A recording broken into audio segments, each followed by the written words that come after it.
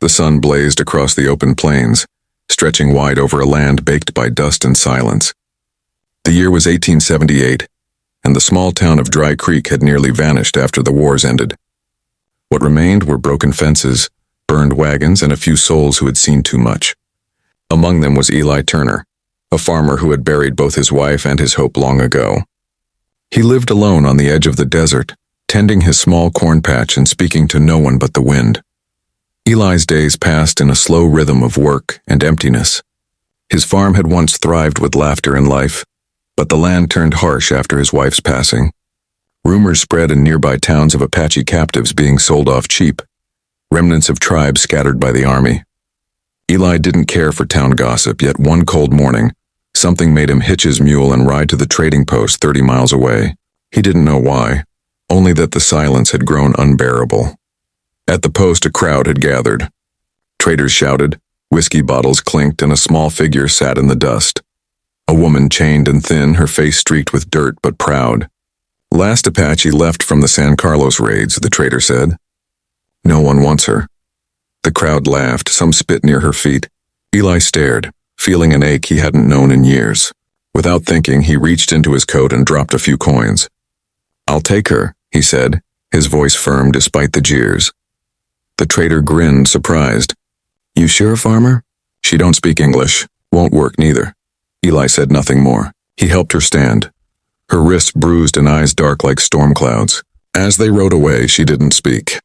The land stretched endlessly, two strangers bound by something neither could name. He learned her name only after days of silence. Naya, she whispered one evening, watching the fire. Life on the farm changed slowly. Naya refused to eat the first few days, sitting apart, staring at the horizon as if searching for ghosts. Eli didn't push her. He cooked beans, mended fences, and left her space. One night, a desert storm rolled in, wind howling, rain slashing through the roof. She ran outside to save the firewood, her thin arms struggling against the wind. Eli followed, grabbing her hand, pulling her back under the shed.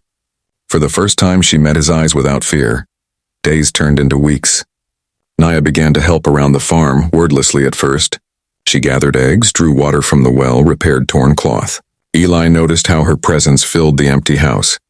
The smell of herbs in the kitchen, the sound of quiet humming at dawn. He still slept alone, respecting her silence, though some nights he'd wake to see her watching the moon through the window. She carried sadness that had no words, yet somehow it matched his own. One afternoon, a group of riders appeared, two bounty men with cold eyes. They dismounted, asking if he'd seen an escaped Apache woman.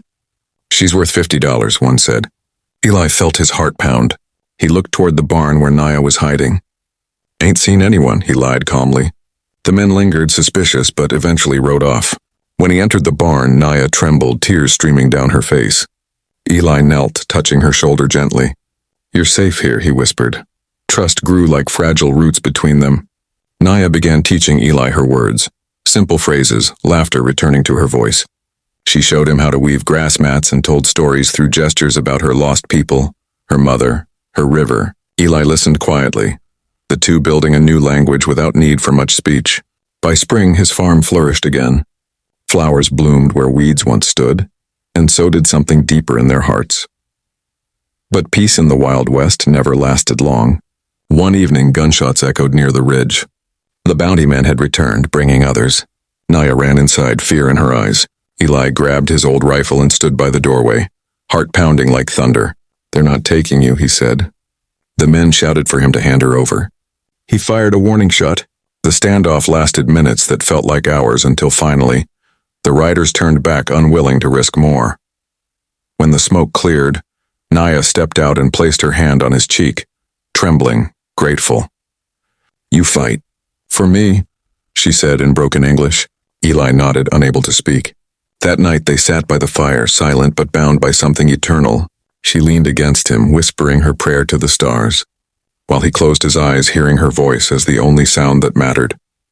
Months later, travelers passing through Dry Creek whispered of a farmer who'd built a small family with a woman once left for dead. They said she walked beside him through town, proud and graceful, her laughter like music against the dusty wind. Eli didn't care what folks thought anymore. His days were no longer hollow. Together, they had built a home where two broken souls healed each other beneath the wide, merciless sky. And when the rains came again, soaking the thirsty ground, Eli looked at Naya as she stood in the doorway, her long hair whipping in the wind, her eyes alive with strength. He knew the land, like his heart, had found life again. In the end, it wasn't a purchase that saved her. It was compassion, the rarest thing left in the Wild West.